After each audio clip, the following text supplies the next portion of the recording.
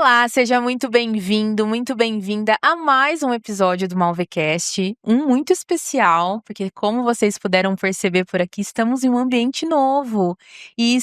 Estamos em um novo local por aqui e é uma alegria, vocês vão acompanhar agora essa nova temporada, porque é um episódio pós o nosso aniversário de 5 anos, acredito que vocês assistiram aí o último episódio, foi um episódio incrível, e decidimos para essa nova temporada trazer algo novo para vocês. Então estamos em um ambiente novo, vamos fazer aqui uma conversa bem descontraída e também estou com um convidado muito especial, gente. Vocês sabem o quanto que a gente gosta aqui de falar sobre marketing, falar sobre esse universo criativo e nada mais, nada menos, não poderia não trazer ele, que é o Rafael. Obrigada por ter aceitado o convite. Obrigado, Ari. Espero que a gente possa ter uma troca. As pessoas possam aproveitar, né, o que a gente falar aqui. Com certeza, vamos falar muito, gente. Assim, ele tem uma bagagem muito grande, então vocês se preparem. Vou falar um pouquinho dele. É publicitário e produtor audiovisual com mais de uma década de experiência no universo da música, do marketing e da direção criativa. Ele já trabalhou com nomes como Carlinhos Brau, Vitor Clay, Sérgio Brito. Gente, ele assinou um documentário adquirido pela Globoplay. Então, vocês imaginam o quanto de conhecimento que ele não tem. Rafael, antes de começar, assim, nós temos um presentinho para você do Malvecast. A gente sempre gosta de entregar no programa. Produção, Felipe. Olha só, que legal. Esse é o nosso mimo para você do Malvecast. Vou tirar aqui.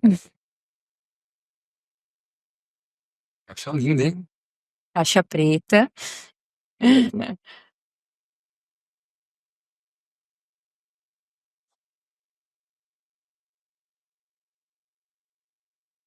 Olha, que demais. Essa é a nossa canequinha com café.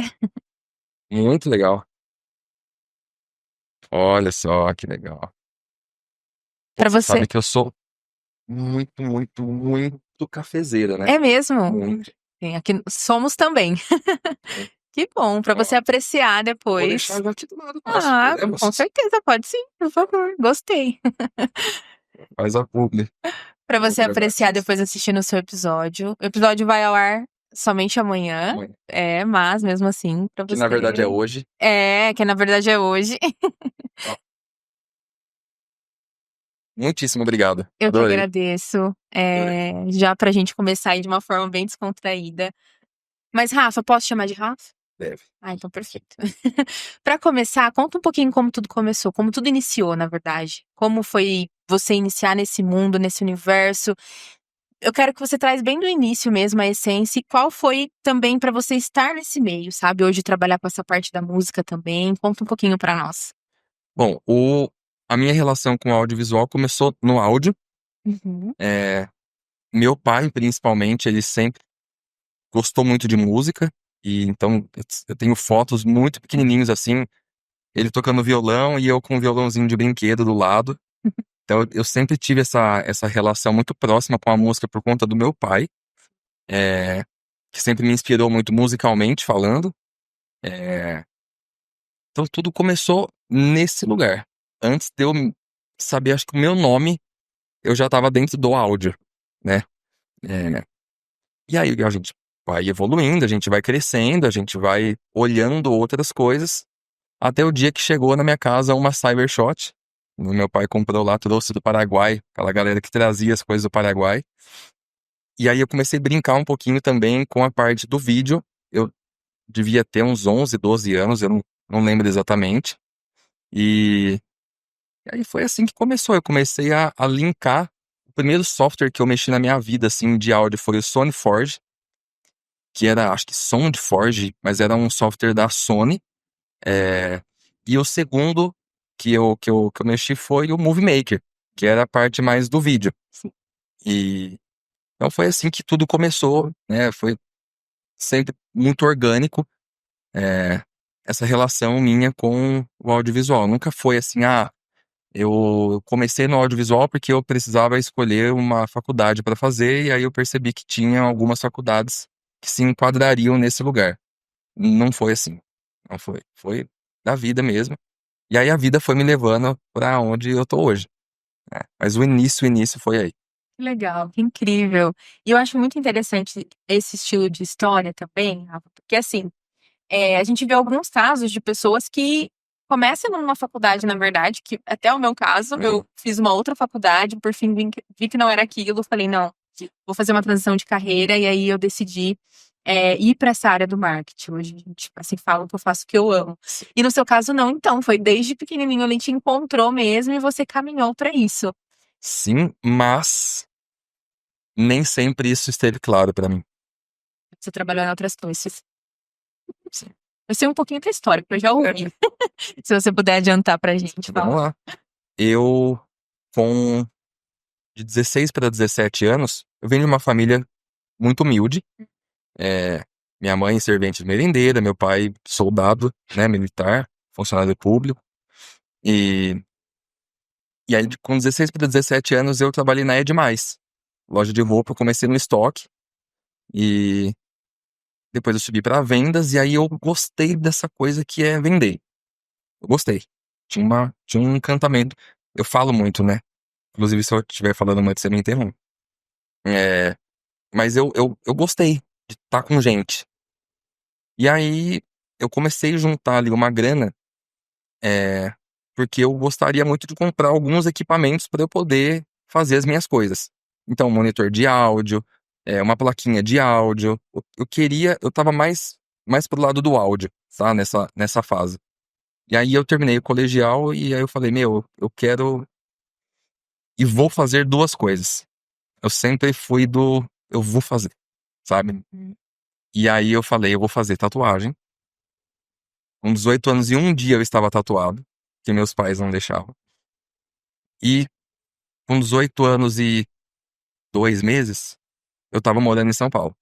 Eu queria morar em São Paulo. Mas você vai fazer o que exatamente? Você vai sobreviver com qual grana? Que você... Não faço ideia, mas eu vou. Como eu tinha tido essa experiência com a Edmais, quando eu fui para São Paulo, eu eu comprava coisas ali na 25 de março, lenço, bolsa de mulher, trazia para revender de final de semana aqui em São Carlos.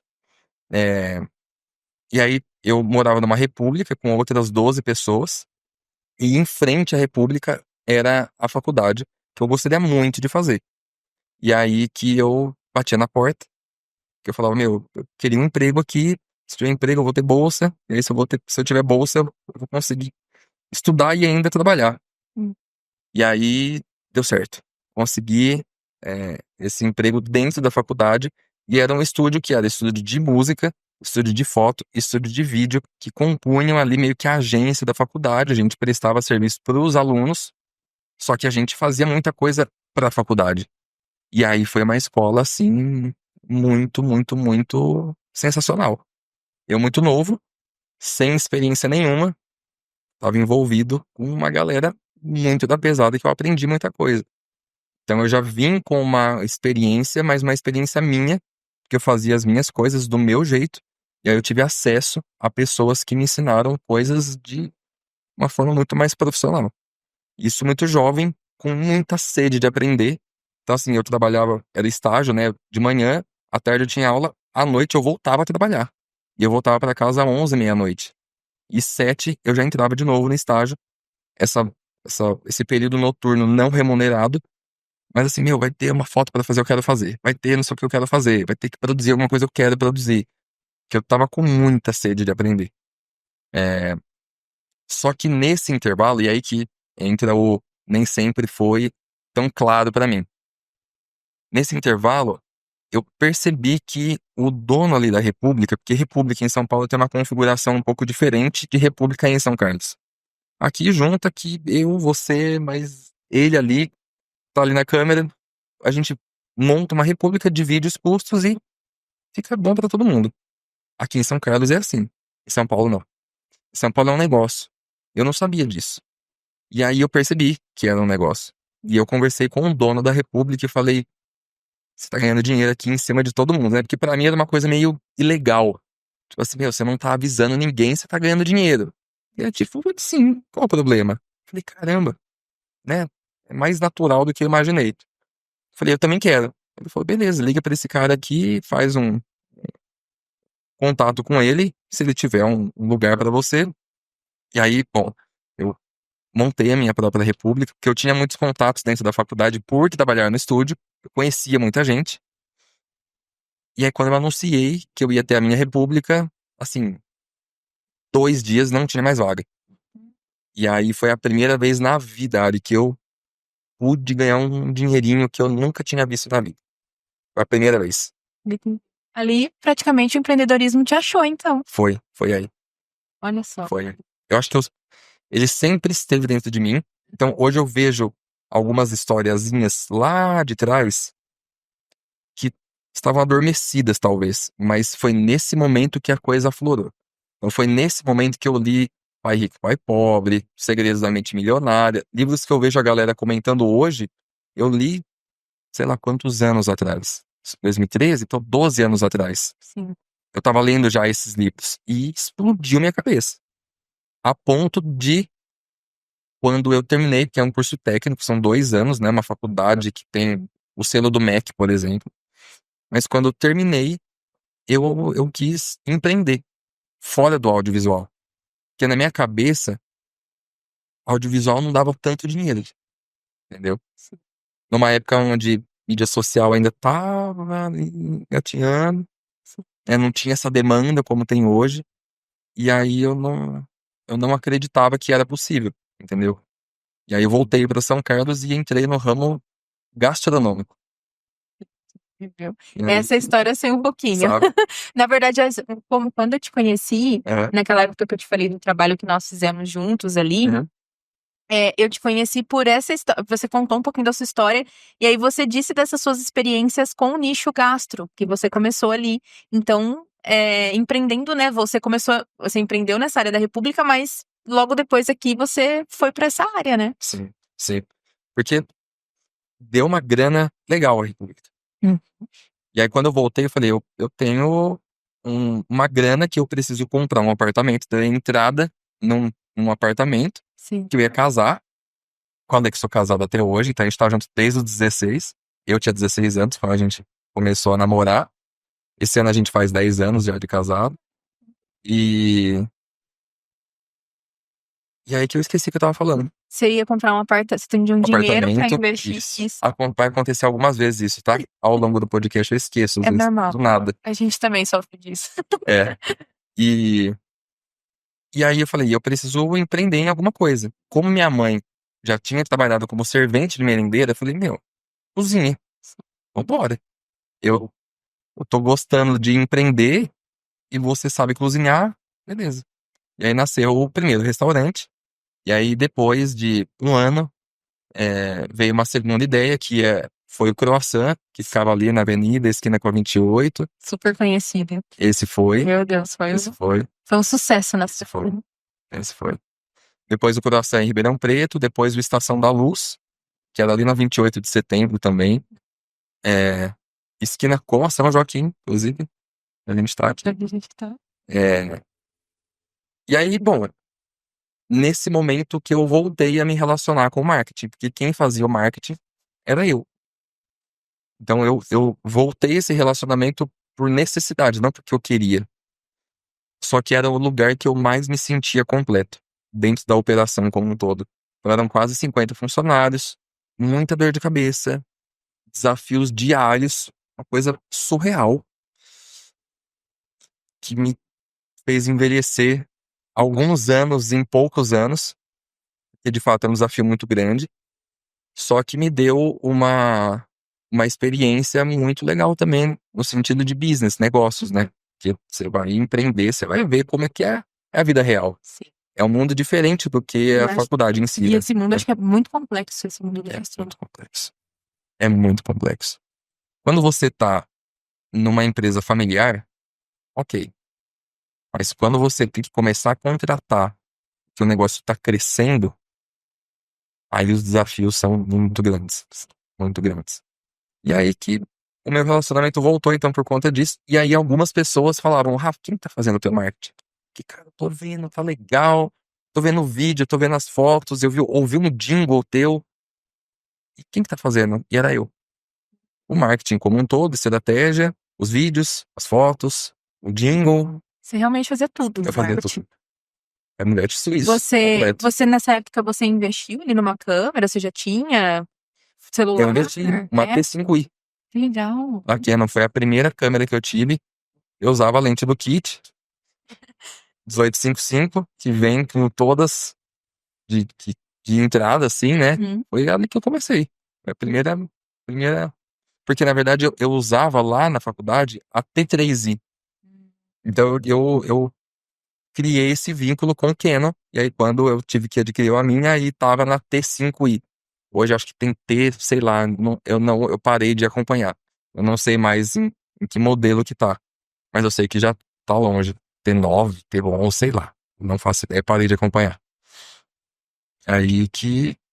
E aí, nesse período da história mesmo, Rafa, Uhum. porque foi um momento de decisão, eu vou parar com esse negócio e vou começar com outro.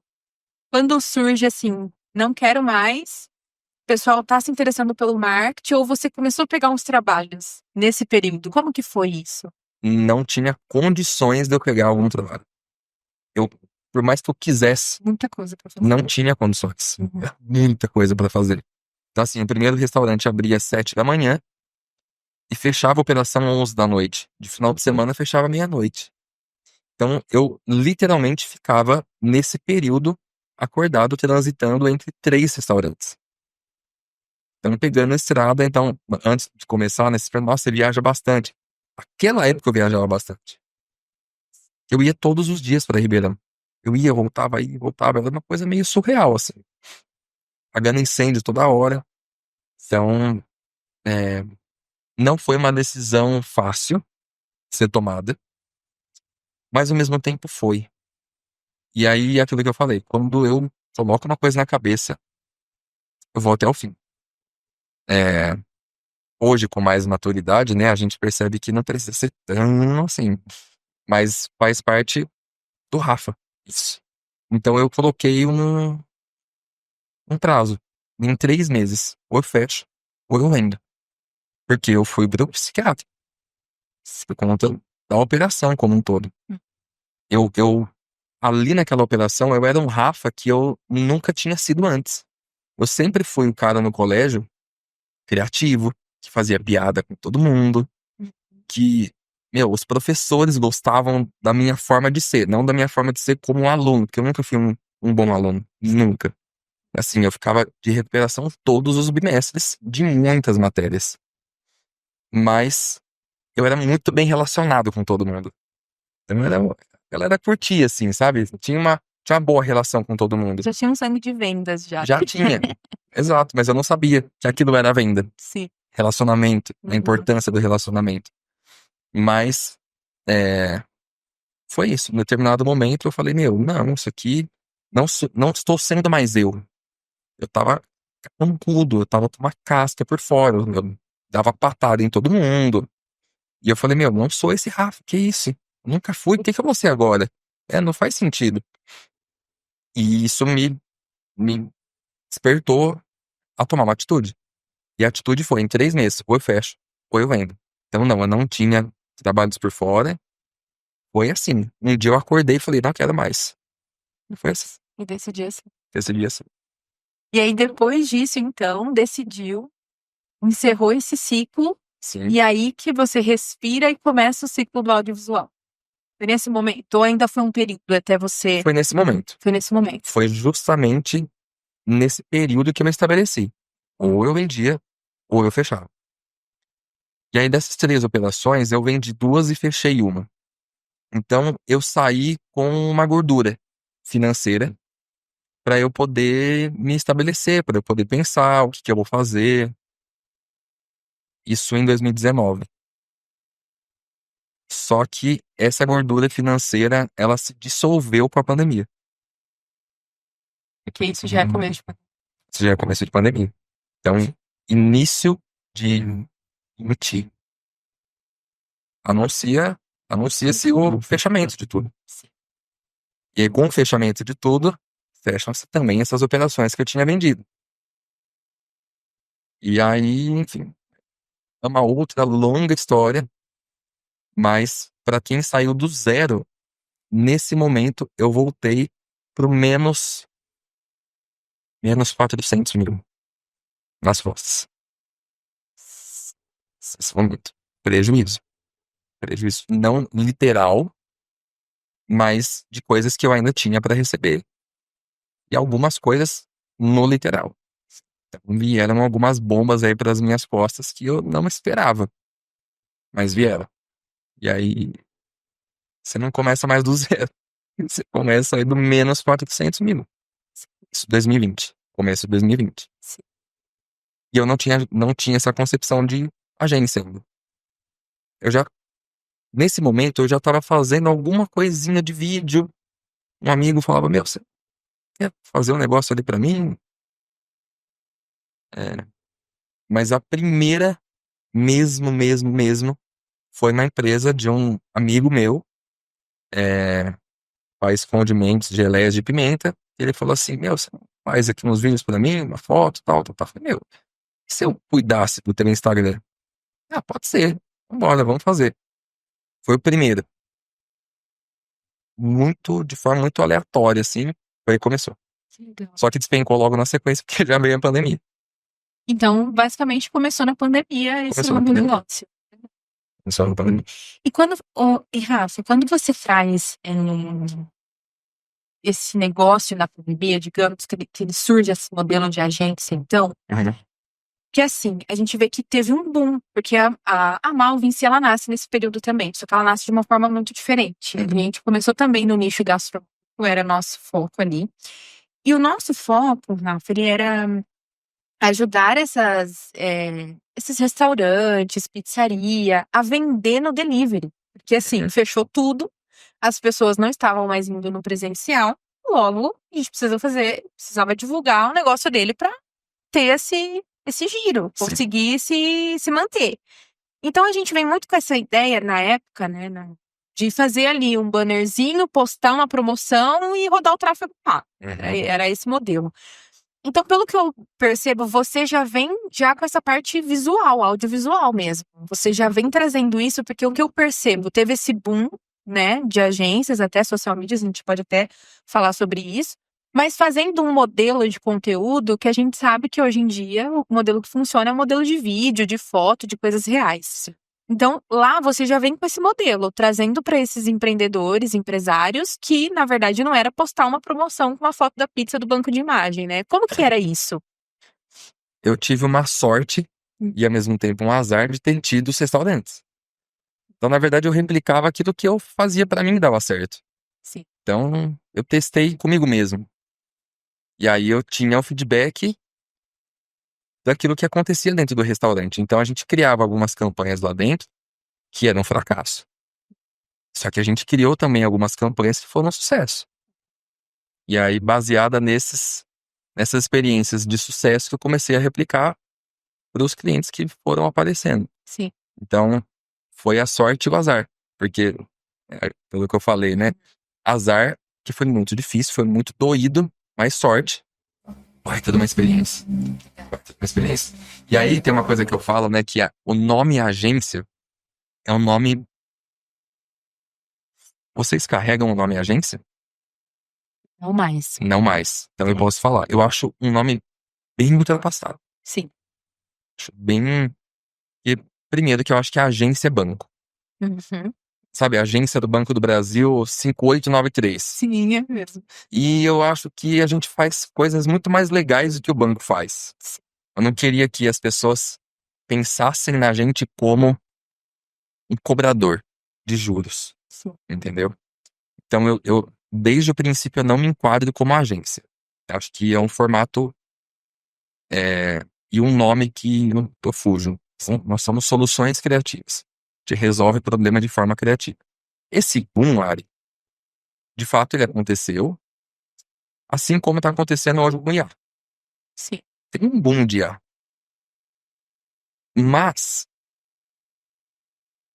os medianos, que são a maioria, eles de fato eles vão cair. Porque em algum momento as pessoas vão descobrir a verdade. E a verdade é que não é só fazer um post no Instagram e postar. E a verdade é que esses vídeos feitos por IA, eles não são de fato a realidade. E as pessoas estão em busca da realidade. Sim. né? Quando a gente fala, por exemplo, de atendimento, um robô, tal, eu- dependendo da situação, eu acho que ele é válido, mas as pessoas querem conversar com pessoas. Elas não querem conversar com robô. Hum. Então tem uma coisa que fica ali no subconsciente, até depois da pandemia, né? Que era aquela coisa, nossa, eu não posso mais ter contato com gente, eu não posso abraçar as pessoas, eu não quero mais robô, quero gente, sabe? Então, acho que tudo isso foi formando os nossos pilares hoje dentro da RBR, Hum. que é o que a gente aplica para os nossos clientes. Então, um pilar muito forte de business, muito forte. Eu preciso fazer com que o meu cliente ganhe mais, porque ele ganhando mais, ele vai poder me pagar. Sabemos que o marketing é o primeiro lugar a ser cortado no momento de crise. Exato. O meu desafio é ele minimamente pensar no momento de crise quem ele vai cortar. Não pode ser imediato. Para isso, eu tenho que entregar resultado para ele. Então, o foco principal hoje é fazer esse meu cliente ganhar mais dinheiro. Esse é o foco principal, é o principal pilar. Como que eu faço isso? Por conta da experiência com esses outros negócios que eu tive.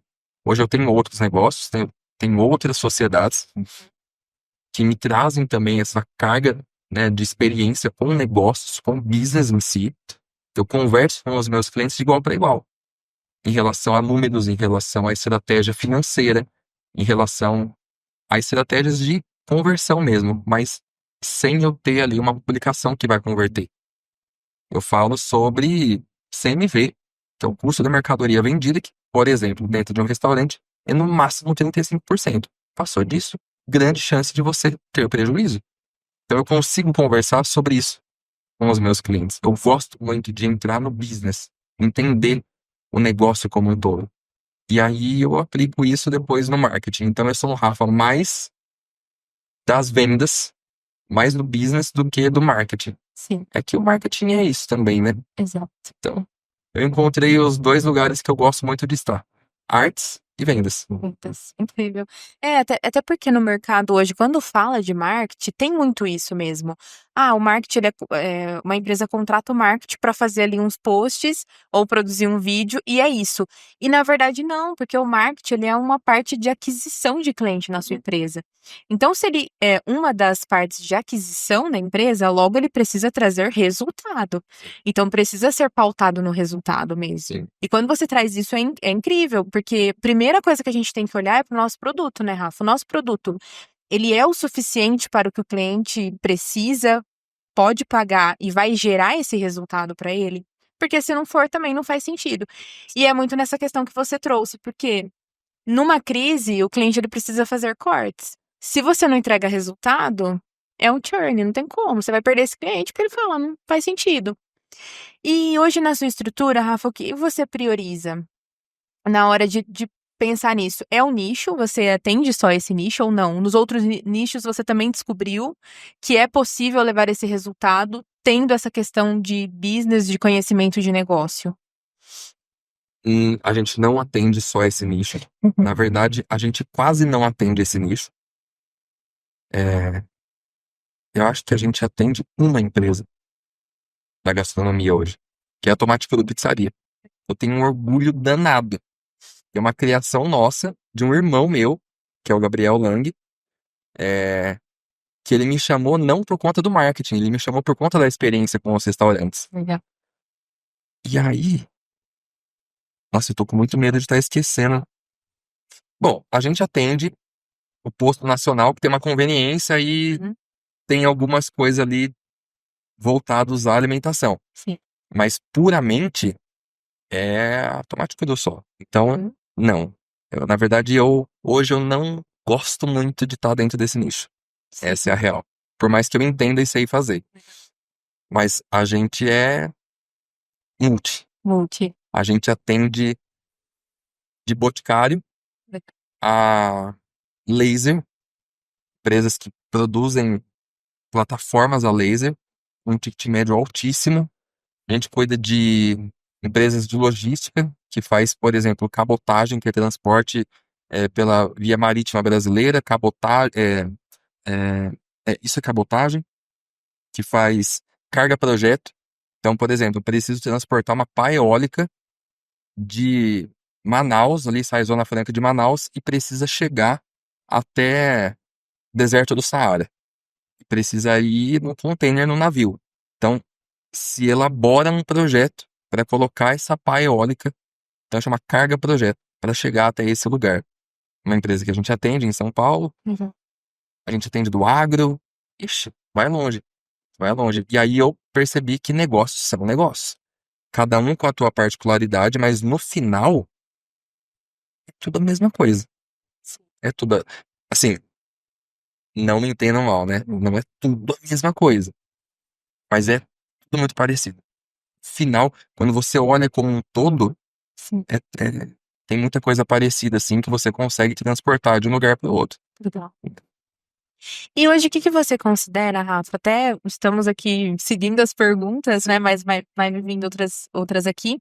Você citou que é o Boticário, tem algumas outras grandes marcas que você trabalhou, até mesmo projetos, eu acredito que no Outback também. Uhum. Como que foi isso, sabe? Para você estar nesse meio, você acredita que foi network? Foi, acho que são duas perguntas. Primeiro é esse, né? Foi business, foi network, foi indicação de um bom trabalho feito em um lugar e as pessoas indicam. Foi algo ali mais para uma prospecção mesmo, consegui um contato, vou fazer uma reunião com essa pessoa e tudo mais, você CEO. Uhum. E com relação também a estilo de produção para esse público, como que pegar um projeto desse e conseguir desenvolver algo ali? Você tem que ter contato com várias frentes dentro da empresa, montar uma big idea ali, e chamar alguém para ver se, né, aprova ou não. Como que é isso? Tá, eu vou começar pela segunda pergunta, tá? Tá. Depois você me lembra a outra. É, lá atrás, eu já percebi que era importante ter boas produções. Então, eu basicamente internalizei uma produtora dentro da RPR. Então, todos os clientes que a gente atende, eles são atendidos também por essa produtora interna. Então, a gente não terceiriza fotógrafos, videomakers, editores. A gente nunca terceirizou. Sempre foi a gente interno que fez. É, e aí que, como eu tive essa experiência lá em São Paulo, acesso a pessoas que faziam grandes trabalhos, eu aprendi como que fazia grandes trabalhos também. E aí eu comecei a aplicar isso para os meus clientes. Então, da mesma forma que eu também fazia ali para os restaurantes e chamava a atenção de alguns empresários, eu comecei a fazer isso para os meus clientes. E aí sim, a indicação ela vem de forma muito orgânica, porque se você faz um bom trabalho, as pessoas te indicam. É, E aí, acho que só voltando um pouquinho para a questão da produtora, né, interna, é, acabou que a gente começou a chamar a atenção de outras agências, porque as agências comumente terceirizam Sim. a produção audiovisual. Só que quando elas olhavam e falavam, opa, peraí, tem uma estrutura de agência, é meu concorrente, então eu não posso. Aí eu assim, ai cara, não tem tanto espaço, não precisa se preocupar, mas tá bom, vamos lá. Nasce a Red Cave, que é uma produtora de vídeo.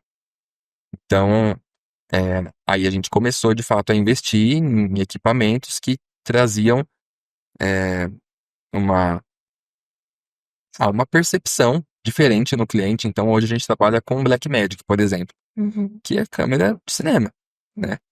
E aí a gente começou a aplicar isso para os nossos clientes aqui. Fala, mentira que você está gravando para aquela empresa ali com Blackmagic. Sim, estou. Mas é um rolê gigantesco montar e desmontar e fazer uma baita estrutura. Justamente. Foi assim que a gente se destacou, a ponto de outras agências começarem a procurar a gente. Até o momento que, tá bom, vira produtora. Então eu tenho um sócio na produtora, que é o Matheus, meu irmão. E, e aí a gente atende hoje outras agências também como produtora, né? E aí, da primeira pergunta, relacionamento puro. Puro. Então, as indicações sim, mas relacionamento e um bom trabalho. Sim. Não tem muito segredo. O segredo é esse, na verdade. Que as pessoas muitas vezes ignoram, né? Eu acho que é importante a prospecção ativa, mas faz pouquíssimo tempo que a gente começou a fazer. Pouquíssimo tempo. E a gente faz de uma forma muito sutil, assim. Muito sutil. Porque Na verdade, se a gente for com força mesmo, a gente nem dá conta. Não, Então a gente vai com muita cautela. A gente sabe exatamente quem são os clientes que a gente quer atender e a gente vai, né, dando um passinho de cada vez, sem atropelar. Então é um crescimento, dependendo de quem vê, é um crescimento lento, mas é um crescimento muito bem estabelecido, É. né? É algo mais preditivo ali, né? Você cresce de maneira mais tranquila, só que você consegue garantir que o produto que você está entregando é um produto diferenciado. Sim. Porque hoje, né, dentro do mercado é isso, você precisa criar um produto que ele tem que ser melhor que o outro produto. Porque numa escolha é isso, o cliente ele vai escolher você porque você entrega dentro daquela solução que tem diversas empresas que entregam, você tem algo diferente Sim. que faz sentido com ele. Que aí vem a questão de persona, que a gente sabe e tudo mais. Sim. E nessas produções hoje, Rafa, você trouxe até que você tem muito conhecimento em business, em vendas, isso ajuda muito. Sim. Mas vocês também se preocupam muito com o brand e a marca? Vocês olham para isso? E para brand e marca para você hoje, o que é o mais importante assim seguir? É, a dificuldade quando a gente fala sobre isso é porque é imensurável num primeiro momento. E as pessoas querem o mensurável. Elas querem os indicadores. Sim. E aí eu sempre brinco, né, que a Red Bull, ela tem o RBR, né? Red Bull Racing, que é o carro de Fórmula 1. Eles, normalmente, a corrida acontece de domingo. E aí eu brinco com alguns clientes, né? Eu falo assim, meu, depois da corrida, no dia seguinte, vai na segunda-feira, eles não ficam contando quantas latinhas de Red Bull eles venderam por conta dessa ação. Porque é uma ação de marca, é uma ação de branding puro, né? Eles estão ali num ambiente de automobilismo, né? Eles não estão falando comprem o meu energético porque ele é melhor. Não tem esse apelo, nunca teve esse apelo. A Apple nunca apelou dessa forma.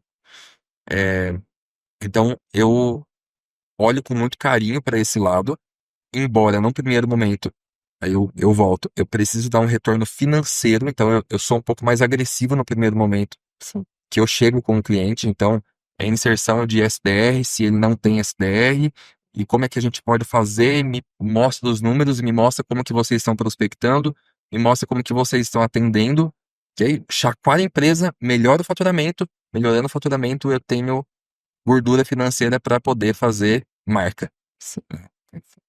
E aí, aos poucos, os clientes vão entendendo quão importante é ter uma marca forte.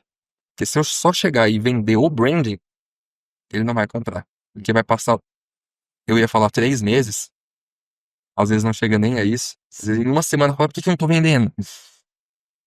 Ele não vai ter essa paciência. As pessoas hoje estão impacientes. Então, primeiro eu entrego o resultado, e aí, com uma parte desse resultado, a gente começa a fortalecer a marca. Perfeito. E eu gosto de falar desse tema, porque também a gente percebe a dificuldade hoje de as pessoas entenderem a questão de brand e marca, que é a médio a longo prazo, é posicionamento, é tudo que você vai ali convencer o seu cliente.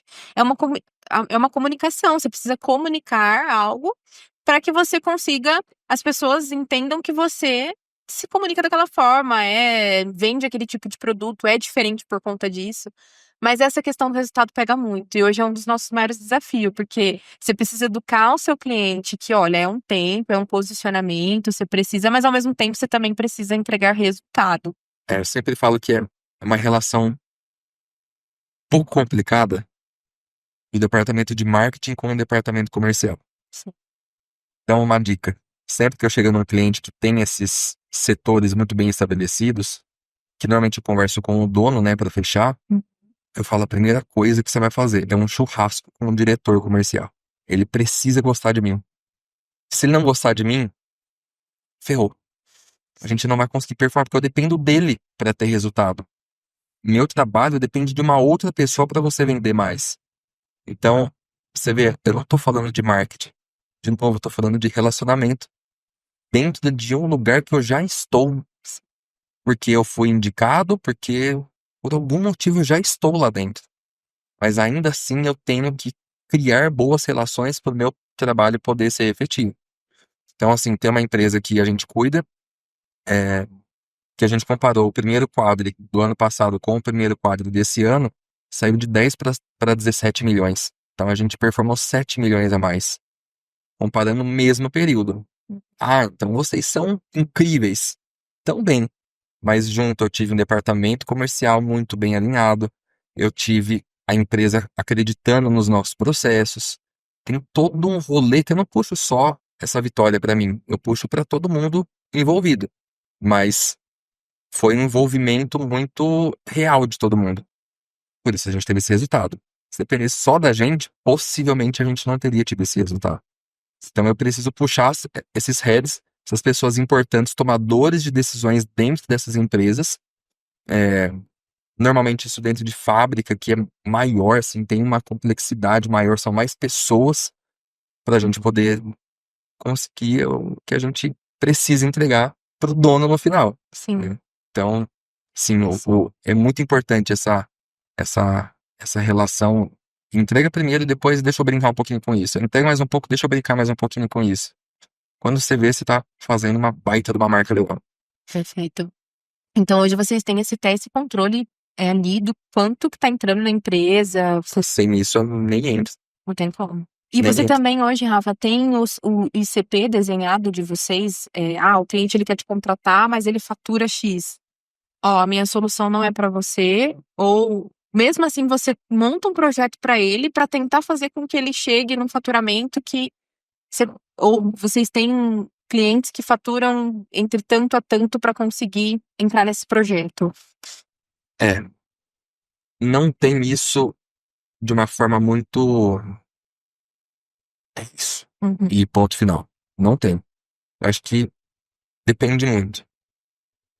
O fator mais determinante para mim é o desafio. O desafio, para mim, é o. Eu lembro que tinha um slogan na Petrobras, né? O desafio que nos move. Eu substituir Petrobras por Rafael vai estar dentro. Então não tem. Claro que empresas muito pequenas a gente não atende. MEIs, empresas com, sei lá, com 2, 3 pessoas, muito pequenininhas, tipo assim, não rola. A gente atende empresas que hoje tem pelo menos aí umas 10 pessoas. Sim. E aí o desafio, ele é grande, porque é um momento que ele tá saindo de uma empresa que tem uma característica familiar e virando uma empresa que tá deixando de ter essa característica, que tá tendo que contratar gente de fora e são muitos os desafios de colocar pessoas, instaurar processos para essas pessoas, porque o processo está onde? Na cabeça do dono. Para ele transferir isso para um terceiro, não é fácil. Então, a gente chega também nesse momento de, peraí, cadê os processos? E aí a gente vai trabalhando e crescendo juntos. Então eu gosto desse desafio. Mas a gente tem atendido grandes empresas hoje que já vem com isso pronto. E aí contrata a gente por confiar no trabalho que a gente faz em relação a marketing. Mas eu sempre peço ali, falo, cadê o faturamento? Vocês estão aqui. A gente está no ponto A. Eu preciso chegar no ponto B. Qual é o ponto B de vocês? Esse aqui? Então tá bom, daqui até aqui a gente vai fazer isso daqui. A gente vai medindo. Se deu alguma coisa errada, a gente corrige a rota rapidamente. A gente troca a roda do carro com o carro andando para a gente poder chegar nesse ponto B. E aí a gente vai analisando. Né? Às vezes a gente chega, às vezes não. Mas a gente dá o nosso melhor. Entendeu? E a gente tem empresas que estão há muito tempo com a gente. Mesmo a gente muitas vezes não alcançando o ponto B. Mas eles percebem o valor na gente. Então a gente tá muito empenhado em chegar naquele lugar. Mas às vezes o desafio é muito grande. Beleza, a gente gosta. Mas às vezes não é tão factível assim. Mas beleza, então tá, a gente chegou no ponto A e meio. Agora falta mais metade para chegar no B. O que a gente vai fazer? Então esse papo normalmente com essa galera ele é muito importante. Perfeito. Nossa, é incrível. Percebe-se o cuidado que vocês têm mesmo de levar o resultado, de entender a empresa. Sim. E, Rafa, hoje como que é para você também, pra gente talvez já depois começar no assunto do parte música, que eu também quero saber. Tá. Mas hoje você sente a questão, eu falo agora como sendo o CEO, né, estando à frente ali, muitas vezes, eu quero que o Rafa esteja presente nesse projeto. Não sei como que é a sua estrutura hoje, mas você consegue também fazer com que a empresa confie no time ou na pessoa que está executando, ou você percebe que há uma necessidade de você estar em todos os projetos, ou você está. Não, eu estou, pelo menos eu dou start nesses projetos, para depois eu delegar para o meu time. Como que é isso hoje? O start sempre eu dou. Sim. O start com o cliente em si. Então hoje eu sou o comercial da empresa. Por mais que eu tenha também pessoas no comercial, mas normalmente eu tô nesse primeiro momento. Por conta de tudo, por conta da história, por conta do business, eu preciso fazer com que esse cliente confie no Rafael, primeiramente. Mas junto com isso, eu vou fazendo também ele confiar no meu time. Hoje nós somos uma estrutura de 27 pessoas. Sim. Então tem uma galera ali por trás. Uma galera que eu confio muito, muito. Então assim, eu repito o Matheus, que virou meu sócio na Red Cave, mas eu falo também da Isabela, que é incrível, incrível, incrível, sim, ela é muito incrível. Eu falo também da Érica, que é minha diretora de criação. Ela é genial, genial. Então, eu também já vou preparando ali, vou fazendo marketing dessa minha galera. Perfeito. Então eu falo assim, você vai, a partir daqui você vai começar a falar com a Isabela, que a Isabela é foda. Isabela que tal, ela direciona, ela faz tal, tal, tal, tal, tal. O Matheus é o cara do cinema, e de fato, ele estudou cinema. Ele é um cara muito bom, ele sabe o que fazer. A Erika vem de desenvolvimento de produtos para Electrolux. Então, assim, eles são muito melhores do que eu nessas posições. É assim que um time é composto. Sim. Eu não sou melhor do que todos os que estão lá. Na verdade, eu sou pior do que todos. Menos comercialmente, que é o lugar que eu me dou bem. Eu transito muito bem por todos os departamentos da empresa. Sim. O marketing como um todo, eu sei fazer tudo.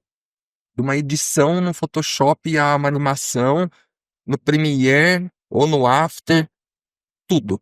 Escrever campanha, tudo, tudo, tudo. Eu passo por todos esses lugares, porque eu fazia tudo antes sozinho. Então eu sei fazer tudo isso. Mas hoje eu tenho pessoas mais competentes do que eu para essas posições. E aí é uma questão de confiança. Então, assim, primeiro confia em mim. Depois você confia no meu time. Porque eu confio no meu time. E aí é uma questão muito de adaptação. No primeiro momento, tipo, mas cadê o Rafa? Mas cadê não sei o quê? Tá. No primeiro momento rola. Mas, depois que eles percebem que eu tenho um time muito foda, eles até esquecem. Mas eu participo sempre da ativação do cliente e de todas as campanhas. Então, eu sempre estou ligado em tudo que está acontecendo. Então a gente trabalha com o Trello, a sua organizadora ali, com o Miro. Então eu estou monitorando todos os dias. Você Eu sabe tudo que tá sei acontecendo. exatamente tudo o que está acontecendo. E tenho pessoas também que monitoram isso para mim. E aí decisões maiores eu participo, campanhas maiores eu participo, mas hoje eu acabo indo para poucas captações. Por exemplo, de vídeo e foto. Eu amo de paixão, mas eu não tenho tempo. Sim. Mas eu tenho um time que faz tão bem quanto, sabe? Então, é uma relação que ela vai, com o tempo, a coisa vai fluindo. Incrível. E me fala um pouquinho da música então, Rafa, acho que dá pra gente entrar nesse assunto, porque fora o business, os clientes ali, eu acredito que também a música, o artista é um business também, né? É uma empresa. Mas como que é? É diferente da estrutura que vocês têm hoje e para o que você faz nessa parte de acompanhar as produções de música desses atores, desses artistas, né? Como que é isso? Olha, eu falo que, assim, depende muito da fé de cada um, né? Eu sou muito ligado com o homem lá em cima. E eu sou muito grato, assim, porque é muito bizarro as coisas que acontecem. E a forma com que as coisas acontecem. É, eu sempre fui muito persistente nas minhas coisas, assim.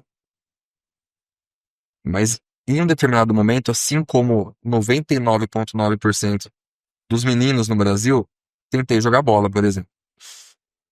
É, e eu também estive envolvido com música, que é um outro sonho de muita gente. E aí, eu vejo que Deus vai me colocando nos lugares assim que eu falo, ai, caramba, mas por que você tá me colocando aqui? Por que você tá me trazendo aqui? Que eu já tô nesse outro lugar que já tá rolando. Sim. Por que eu tô aqui de novo? Então, assim, eu me formei em produção fonográfica. Uhum. O meu universo é música. Se me perguntasse o que você sabe fazer pra valer, tá no mercado da música. Pra valer. Onde eu me sinto em casa. Tenho ali meu home studio, eu sei fazer. Mas é o que eu menos faço hoje. Eu colocando a mão na massa. Mas eu sempre tive uma ligação muito forte. Sim. Só que música é um lugar que tem pouco dinheiro. Então, naturalmente, eu fui me afastando e beleza. Assim como no futebol, em determinado momento, a coisa começou a. Beleza, não vai dar ali. Com 15 anos, torci o tornozelo, falei, chega, não quero mais nem tentar. É... Só que é isso, as coisas vão acontecendo. Então, lá na época da faculdade, eu mandei um e-mail pro Midas.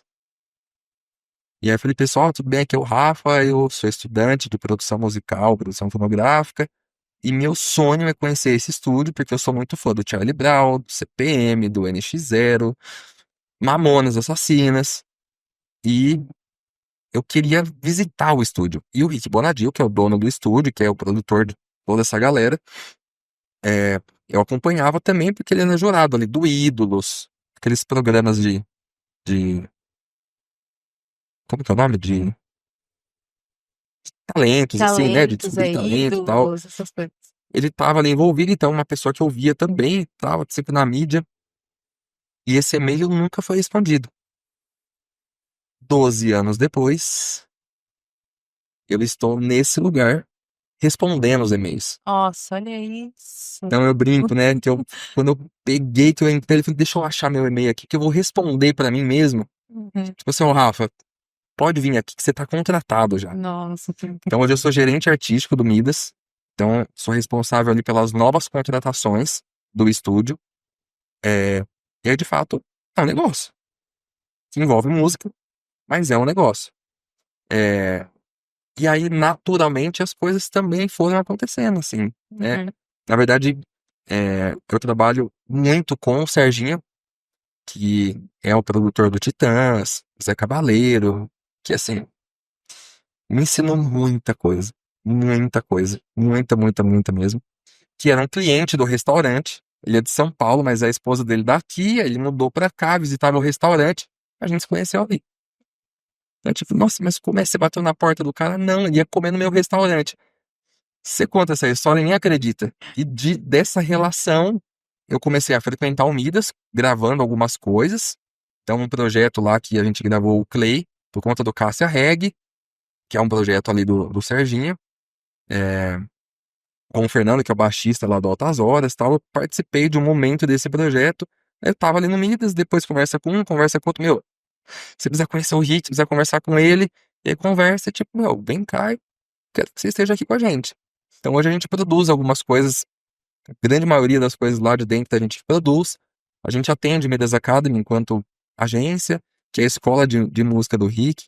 Essa semana eu tava lá dando uma palestra. Então eu falei, meu, que loucura. Que eu mandei o e-mail e hoje eu tô respondendo esses e-mails.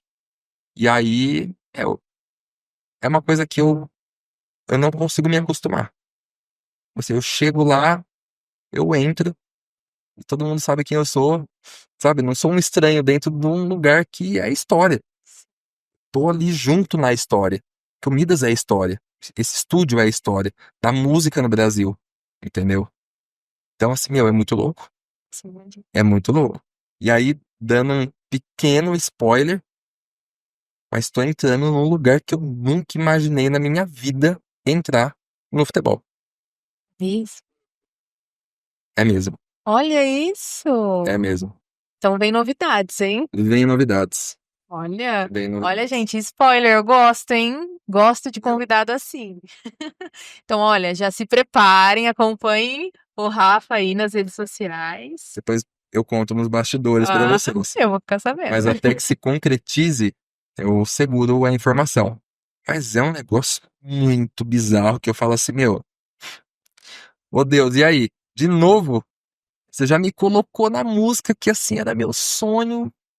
Eu estudei isso e eu tô lá, Sim. dando palestra hoje, né? Com todos os artistas ali, daquele leque do monte de artistas. Ontem, antes de ontem, tava o Falcão lá gravando.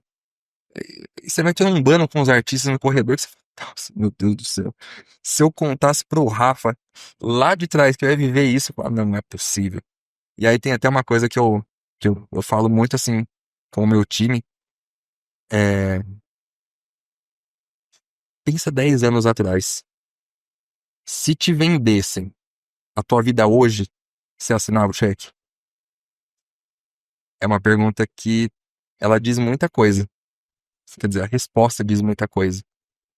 E se você assinar, você tá muito no caminho certo. Se você não assinar esse cheque, que tem vida ainda pela frente. Dá pra melhorar. Então, assim, sai desse comodismo. Dá pra fazer a coisa acontecer. E uma outra que eu aprendi com muito irmão meu, que é o João, é um cara incrível dos processos, mas muito incrível. Começou de baixo também, apertando parafuso, e hoje, atende grandes empresas, grandes bancos, tipo Itaú, assim, ele atende. Um desenvolvimento de processos, que ele fala assim, qual que é a velocidade que você veste a tua meia na hora que você levanta para trabalhar? Sabe aquela coisa, tipo assim, sabe que você vai, o Garfield com sono, assim, você vai vestindo a meia, um dia, você bora, você já veste a meia, você vai. Então, a velocidade com que você veste a tua meia diz muito também sobre é, essa questão de você estar no teu propósito, sabe? E hoje eu visto a meia com velocidade da luz, assim, porque é muito louco, assim. Eu amo muito o que eu faço. Claro que tem os desafios de todos os dias, muitos problemas, telefone tocando em horários não convencionais, Sim. mas eu agradeço muito a Deus por todas essas oportunidades, porque eu sonhei um dia em estar nesses lugares. E eu vivo hoje esse sonho, sabe? E é possível, mesmo. É muito possível. É, eu não gosto muito de entrar nesse lugar, porque é um papo meio coach, assim, né? E eu não gosto muito. Mas, eu passei muita vontade na vida. De molequinho, minha avó tinha que ajudar, assim, tinha coisa pra comer, sabe? De ir na prateleira do mercado. Minha mãe falou assim: escolhe uma bolacha no mês, que era a compra do mês, né? Tinha essa de ficar indo no mercado todo dia, igual a gente faz hoje. Compra uma bolacha. E eu guardava aquela bolacha, a coisa mais preciosa que eu tinha. E aí, hoje a gente precisa fazer dieta, isso me causa muito conflito, né? Porque você fala, caramba, hoje eu posso comprar a prateleira inteira, só que eu preciso fazer dieta, preciso me alimentar bem. Porque imagina, nessas idas e vindas em São Paulo, que eu tô a todo um instante, o Posto Grau é o lugar que eu mais almoço e janto todos os dias. E nem sempre a gente tem tempo para comer no buffet. Muitas vezes é na coxinha, Sim. no Habib's. E isso vai, a conta em algum momento vai chegar. Exato. E aí a gente tem que se controlar, mas então é difícil. Pra gente que veio de um lugar pobre, a gente hoje ter a oportunidade de não poder por causa da saúde, ai caramba, mas parece que a gente nunca tá podendo fazer aquilo que a gente quer, né? Mas, assim, são contas que a gente vai fazendo e, e aí, enfim, mas eu incentivo e gosto de contar essa história de novo, não por um papo coach, mas por um papo de, é possível mesmo. Você tem que sonhar, tem que mentalizar, tem que ir pra cima, tem que trabalhar. Você não pode ficar na margem, você tem que entregar muito além do que os clientes esperam, muito além. Porque, entregar o que é pra ser entregue, teoricamente todo mundo faz. É que tem gente que nem isso faz. Só que quando você passa dessa linha, você começa a entregar um valor que quem tá te contratando fala, meu Deus, mas onde que tava escondido isso daí? Por que que eu não descobri antes? E é nesse momento que vem as indicações e tal. E aí, eu julgo que pra chegar num lugar desse, esse, nessa curva do flow, né? Coisa que acontece com muita naturalidade, você tem que ter muito amor. Você tem que ter sonhado com aquilo. E você tem que trabalhar muito pra você ser bom também. Também não adianta só relacionamento. Você chegar lá e fazer um trabalho mequetrefe, Você mesmo. pode ser um cara muito bem relacionado, vai cair, Não sustenta, né? não sustenta. E um trabalho por si só também não se sustenta. Se você for uma pessoa completamente difícil de relacionamento, seu trabalho pode ser incrível, mas as pessoas não querem estar perto de você. Também não vai rolar. Então, acho que esse misto de capacidade e amor faz com que você veste a meia rapidinho e Sim. entrega o que você tem que entregar. Incrível, nossa, incrível, Rafa. Que papo, meu Deus! E você trouxe a questão de propósito, eu gosto bastante também, porque é muito sobre isso, sabe? Eu falo que quando você sabe que você tá cumprindo o seu propósito, e as pessoas falam muito sobre isso, ai, o propósito, como que é encontrar o propósito? É fazer o que você ama com o coração, de forma que você está servindo as pessoas, essa preocupação com o cliente em transformar o negócio dele, transformar a trajetória dele. É você fazer parte de uma transformação do outro. Sim. É sobre isso, o propósito é sobre isso, é sobre servir, né? Quando a gente aprende isso, nem parece que a gente está trabalhando. Realmente parece que a gente está ali fazendo algo que ama mesmo, que se entrega, né? Tem uma coisa que eu sempre oriento para as pessoas fazerem essa dinâmica, vai, para conseguir entender se está no caminho ou não. Além da meia, são 3 perguntas que, no meu entendimento, são muito importantes, que é o que, o com quem e o onde. Exemplo, quando eu abri o primeiro restaurante, para abrir o croissant, eu mandei um currículo no McDonald's. E fui trabalhar no McDonald's para aprender com eles como é que eu fazia uma comida. Eu tenho na minha carteira, eu tenho 3 registros. Eu tenho o Ed Mais, eu tenho o estágio na faculdade e tenho o McDonald's. É, e isso se tornou um sonho. De um dia atender o McDonald's. Porque meu tá ali na minha carteira, eu fritava hambúrguer. Então, digamos que esse seja o meu o quê. Então, o quê? Né, das 3 perguntas. Onde? Ah, eu quero ficar em São Carlos. Ou eu moro em Cabo Vermelha. Ou é possível eu atender uma conta tão grande quanto essa estando nesse lugar? Acho pouco provável. Embora hoje tá mais fácil, mas acho pouco provável. Então, peraí, você tem que regular o seu o quê? Ou o seu onde? Tá, nesse caso eu vou regular o onde. Ah, tudo bem, queria morar em São Carlos, mas se eu preciso estar em São Paulo para isso, então eu vou para São Paulo. Então, eu jogo o meu onde para o lugar que tá alinhado ao meu o quê? E o com quem? Que é o terceiro ponto, que para mim é o mais importante. A pessoa que tá do teu lado, ela precisa estar muito também alinhada aos teus propósitos. Sim, Então, assim, a forte. gente vai para São Paulo junto, a gente vai chegar nesse lugar junto, a qual custo a gente vai chegar nesse lugar junto? E é muito importante que você tenha uma pessoa que te incentive a chegar nesse lugar. Porque se você tem uma pessoa que não te incentiva, meu, fala com o Pia aí na edição, fudeu, completamente. Você não vai. Incentivar não é só, ai, vai lá, Não legal, é. eu te apoio. Não. Não, não é. Vai muito além. Vai muito além. O incentivar é aquela percepção de ficar quieto naquele momento de estresse. O incentivar é. Ele vai ali num, num momento que você não tem mais força. Não é só o tapinha na bunda, vai lá que. Não, meu. Tô junto. O que que você precisa? Sabe? O que facilita a jornada. Que facilita a jornada. Então, meu, essa pessoa que tá do lado, ele é muito importante. Muito importante. E aí, hoje, eu falo com muito carinho, muita admiração dessa minha pessoa. Que, meu, eu tive muitas pessoas que me ajudaram nessa história como um todo. Mas a Letícia, minha esposa, é surreal, entendeu? A gente lá, moleque, né? A gente começou com 16 anos. Nesse período, São Paulo, eu vendia as coisas da 25 de março.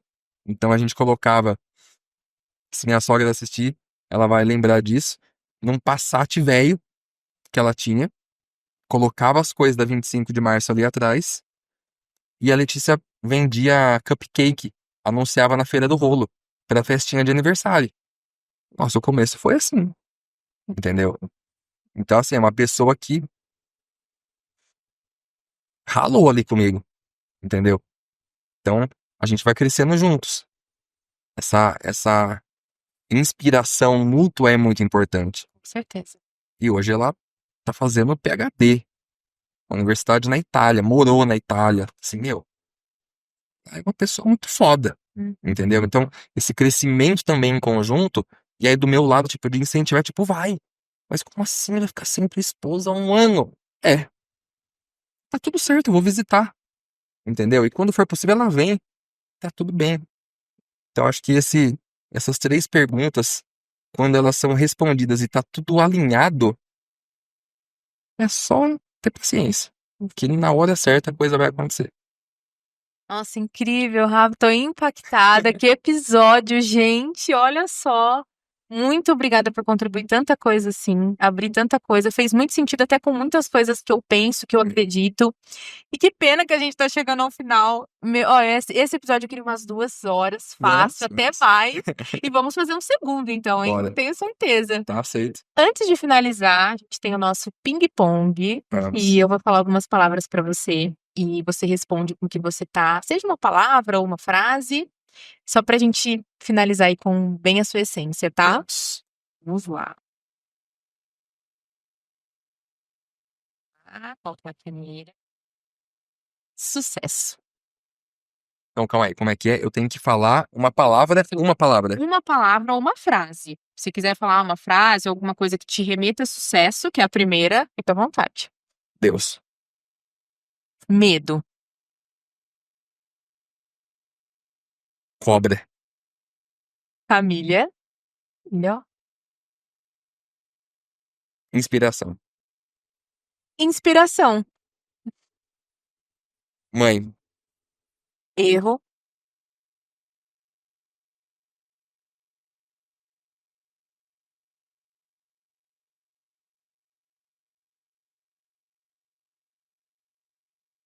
Erro.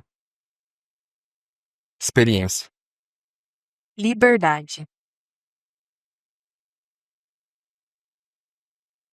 Dinheiro. Propósito.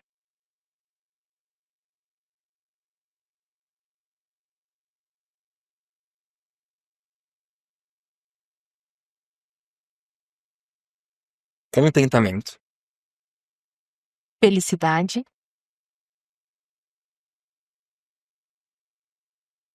É um subproduto do contentamento. Para eu ser feliz, eu preciso estar contente. Então, eu vou complementar um pouquinho essa, tá?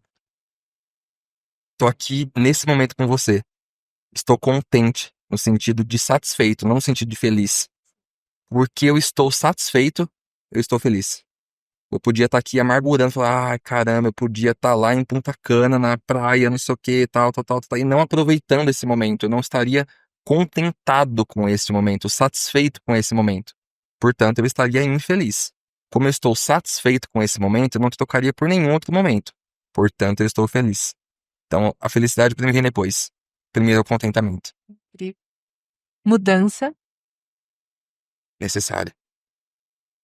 e futuro.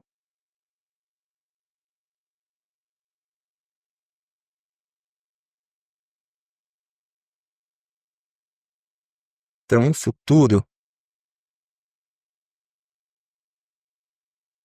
eu não penso no futuro. E aí é uma frase muito, o futuro a Deus pertence, né? Ele sempre fez as coisas de uma forma tão perfeita que quem sou eu para querer falar de futuro, sabe? Eu tenho as minhas ambições, eu tenho os meus desejos, mas eu tenho muita confiança de que eu vou ter o suficiente. E o suficiente vem dele, né? Quem sou eu para falar o que é suficiente? Então, o futuro, na verdade, é o agora, né?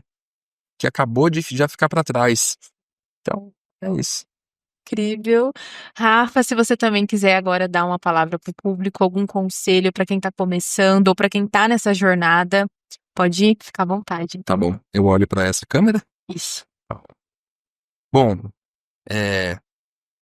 eu espero que esse papo sirva, né, para vocês de alguma forma. Você que tá na publicidade, você que tá no audiovisual como um todo. É um lugar não tão fácil, mas também não tão complexo.